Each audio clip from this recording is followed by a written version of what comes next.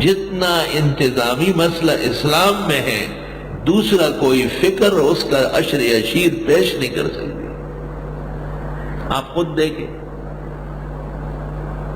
تہجد کی کتنی فضیلت ہے مگر اس کی اذان نہیں ہے تو حرمین شریفین میں خصوصیت ہے وہاں کی. اشراق چاش سب نمازیں مگر اذان نہیں ہے، وہ اختیاری نمازیں ہیں. 5 نمازوں کے لیے اذان قطعی ہے،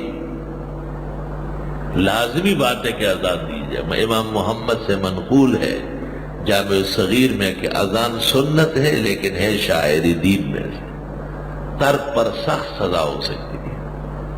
یہ انتظام کا مسئلہ ہے. فرض اور غیر فرض کا زبردست ایک پہاڑ کھڑا کر کے فرق کرا دیا ہے کہ خلط نہ ہو جائے. بنی اسرائیل ہلاک ہو گئے تھے، ان کے فرض اور غیر فرض میں فرق نہیں ہے. اور حرمین میں اذان ہو رہی ہے تہجد کی لیکن جماعت نہیں ہے، اور اس اذان میں یہ نہیں کہا جائے گا کہ الصلاۃ خیر من النوم، فجر والی میں کہا جائے. نہیں بھائی، ایک آدمی کو نیند آ رہی ہے، وہ اگر نیند نہ کرے تو وہ فجر نہیں پڑھ سکتا ہے. آپ کیسے کہتے ہیں کہ اٹھے تہجد پڑھے؟ لیکن جب وقت فجر ہو گیا تو اب ہر مؤذن نے کہنا ہے کہ الصلاۃ خیر من النوم. اس نماز کے مقابلے میں کوئی عذر معتبر نہیں. یہ قطعی نماز ہے، مکتوب ہے، قطعیہ. اللہ اکبر. اور یہ عجیب بات سنو کہ یہ کہہ دیا کہ الصلاۃ خیر من النوم، یہ نہیں کہا کہ الجماعت خیر من، یہ نہیں کہا.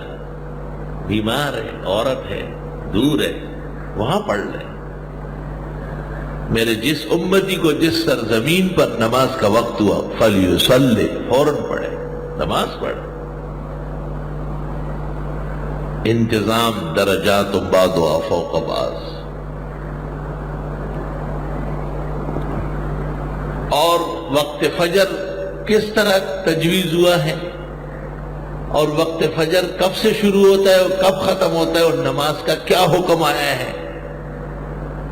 امام طحاوی فرماتے ہیں وقت کو 3 پر تقسیم کر لو. پہلے حصے میں تیاری کر کے اذان دے دو اور سنت پڑھ لو، اور دوسرے حصے میں جماعت کرا لو، اور تیسرا حصہ فارغ رکھو. اگر کوئی نقصان نکلا ہے تو اعادت ہو سکے انتظام دے دو.